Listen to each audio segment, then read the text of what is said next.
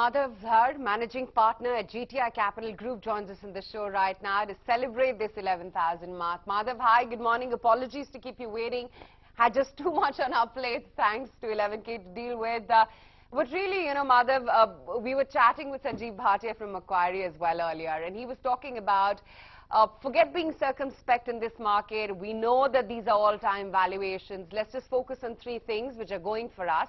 That's liquidity, that's a stable government, and more importantly, earnings finally seem to be turning the corner. Would you share the same thought, or would you say that, hang in there, valuations are looking extremely toppish right now, and one needs to tread with caution?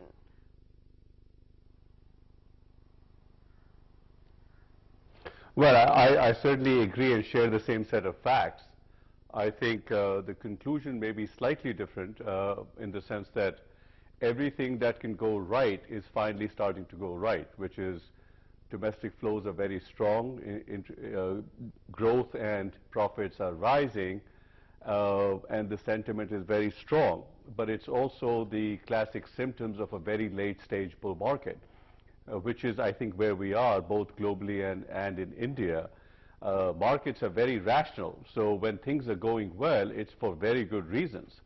And that's where we are. And there's no question that, I mean, if you look at four factors that drive markets, which is valuations, earnings, inflation, and sentiment, it's definitely a mixed balance sheet where the growth side is good and frankly getting better. There's very little doubt in my mind that both GDP and margins and therefore earnings will continue to be very strong and accelerating, which is very, very positive. Valuations are near or at all-time highs, depends how you want to evaluate it, and that can't possibly be a negative. But valuations are never a trigger for a decline. It will tell you at how far you will fall when the decline comes. So it's not a catalyst. It is the extent of the damage once the damage starts. The killer, as usual, is everyone wants to believe that every time it's different, but it really isn't. It's usually the drying up of liquidity in the interest rates going up. Interest rates are going up quite significantly, both in India and in the US, but they're going up from very, very low levels, which I think lulls people into a sense of complacency around the world, which is what has happened. People say, well, interest rates and liquidity are still very supportive. They are, but at very high valuations, the marginal change in liquidity is what matters, and that's decidedly negative. So it's a mixed bag. Sentiment is also not as crazy and as frothy as you want to see near the top or very close to a top of a big bull market, but we're getting there. So it's a mixed conclusion. I think it's like being at a very, very fun party, and you're not early. It's 1 in the morning. Everyone's had a few drinks. Everyone's having a great time. Nobody's throwing up yet, but it's a late stage fun party. It continues up until the wee hours of the morning. So what do you do? I mean, how is it that you enjoy the party? What do you absorb in further? Because it's the usual suspects. It's the HDFC twins which have done well. It's the Marutis of the world. Yes, there's been significant performance from Reliance Industries. And then there are the non-movers, the likes of Tata Motors and ICICI Bank also, which have contributed to the Nifty move. First, let's talk about the large caps. What is it that you like? What is it that you're steering clear from? I don't really, I'm a macro guy, and I'd rather not talk about specific stocks. And I usually have a violent disagreement from some of the cliches that are thrown out, that it's a stock picker's market. It's almost never a stock picker's market. I mean, you could have thrown darts at this market in the last 3 years and you've doubled or tripled your money. So I think getting the broad themes right is key.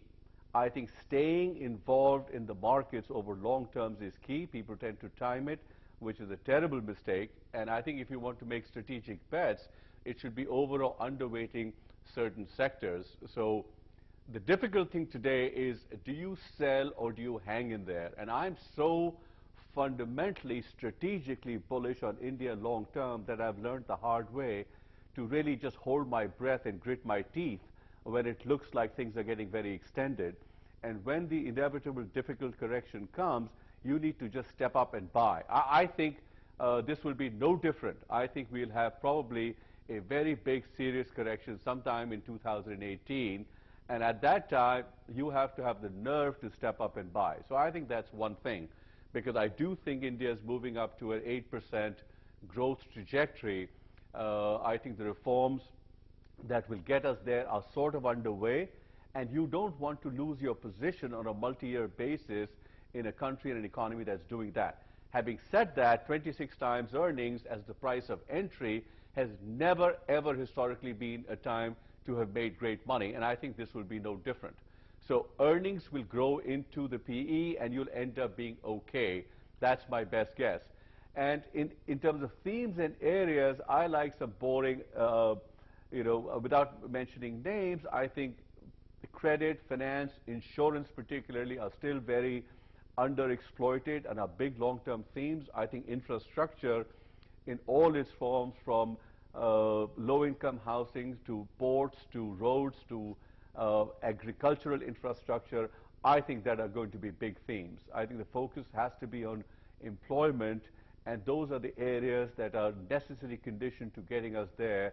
And I think that'll get a lot of investment attention, and therefore could be very interesting areas.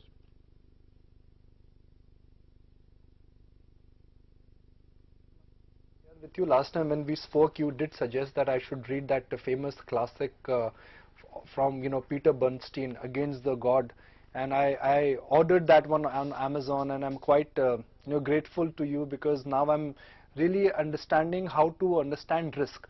So having said that, let me just frame a question which is centered in and around risk. Do you think there is risk currently in buying some of the consumer staples and NBFC stocks? Because they may be great businesses, great companies run by excellent entrepreneurs, but for a stock market investor, the upside could be 5–10% and the downside could be 20 to 25%. I don't disagree with that. I mean, I don't think I have a very strong view on it, but I'm not interested in those stocks. I think they are priced for perfection, and they will continue to do well over the long term. Hindustan Lever had fantastic numbers, but I can't, that doesn't attract me, so I side with your view that the game in the next 2, 3, 4 years will be elsewhere and not in the big consumer staples, both because of valuations, and I think sort of the tech-related disruption, whether it's distribution-driven or I think at the risk of perhaps venturing into a controversial area, I think the world is going X-brand to a great extent. I think brands are not so cool anymore. So, I mean, I've been short Coca-Cola globally for 15 years, just as a hedge on other things. Not because I think, Coke will not do well from time to time. So I have a different view from Warren Buffett, for example. I think it's yesterday's story. I think nobody wants to drink sugar water, even though it was the biggest brand name in the world 15 years ago. So I think the world is going X-brand to a great extent. And even in India, helped by Amazon, helped by internet, helped by distribution, helped by social media, it's much easier to disrupt brands.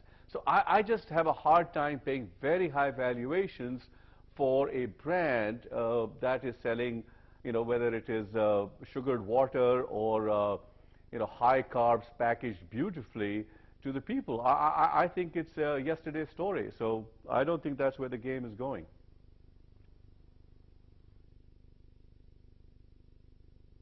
What do you make of the IT sector? Because these are companies where capital allocation is great.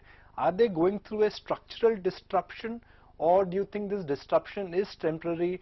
They will get their mojo back, and the new business, which is the digital business, which will stabilize? Because Madhav, let's be clear, I mean, tech is touching our daily lives more and more. To imagine a world where tech is going to be less, it's hard.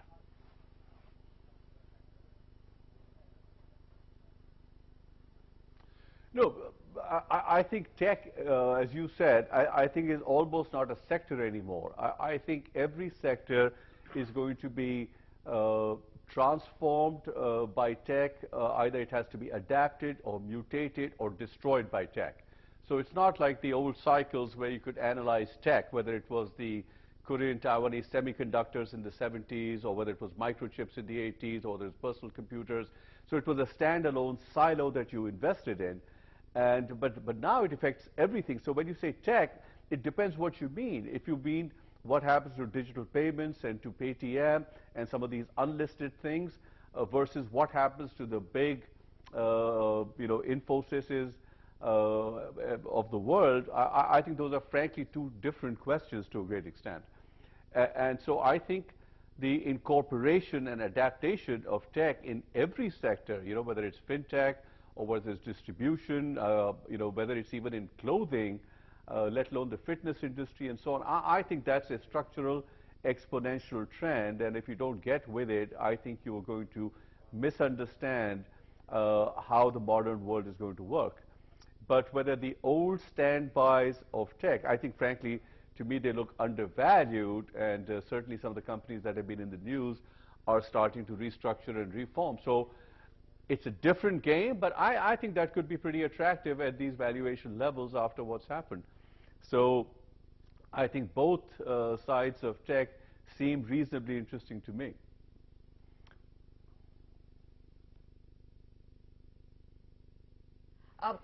Madhav, not putting words in your mouth, but you have in the past spoken about how you've held some large cap PSU banks, which is essentially, I would reckon, SBI would be part of your portfolio. I was hearing on the street that there is a position that, an investment rather, that you've taken in DLF as well.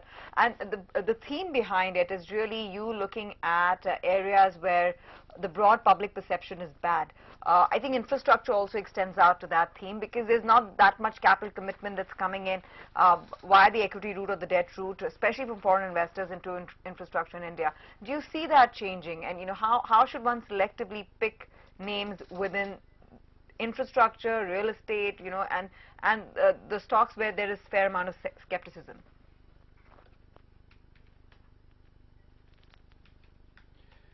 Yeah, listen, this is more a personal bias than some kind of universal truth. I mean, there are lots of different ways of making money in the stock market as long as you're good at it and you're consistent at it. So, great growth investors make money, momentum traders make money, value contrarians make money. I think the important thing is to know who you are. As the old saying goes, if you don't know who you are, the stock market's a very dangerous place to find out. So I know who I am. It doesn't make it good or bad. It's sort of vague, over time it sort of vaguely works for me. And my predisposition is to buy cheap things that are undervalued, out of favor, where I can see something shifting and most people don't agree with me. So that's what works for me. So I have a very hard time buying a great company at 7 times book value, even though it could be a great company. It doesn't make it wrong. My genetic predisposition doesn't lend itself to that. So I bought, as you mentioned, DLF. I mean, I don't like to talk stocks on TV, but I bought State Bank of India and DLF 2 years ago. DLF was 85 rupees a share. And I was joking with some people at DLF I know, and I don't talk to them about my investment because they don't quite understand. And my point was, I'd rather buy your stock than your apartments, because I just think that there was a complete disconnect at some point between, trends get overdone, and the real estate decline was reflected far more in the stock than in the current value of its real estate holdings, which I think are drifting down and will probably bottom out here. But the stock had completely overshot, and I had a similar view on State Bank of India. I mean, I hardly think this is the best bank or the best financial company in India. In fact, quite the opposite to a great extent. But below book value, with improving book and cleaning up its act, and I think frankly better and better management structures, I'd rather take the arbitrage buying State Bank at a book value than a top performing bank at 7 times book. Doesn't make it right, it just works for me. So I think it's a very important aspect of investing is to stick with what works for you, rather than adapt to the next thing you hear. And everybody's predisposition is different. I don't have a trading instinct. I don't like to jump on stories, and that sometimes doesn't work. You should jump on stories. Why do the heavy lifting and the hard intellectual work of unearthing some little gem that nobody's thought of? It's much easier to have somebody else discover it and get on with it, you know, for a 50% ride or 40% ride. I just have a difficult time personally doing it. So this is as much psychoanalyzing myself as telling you what to do in the markets.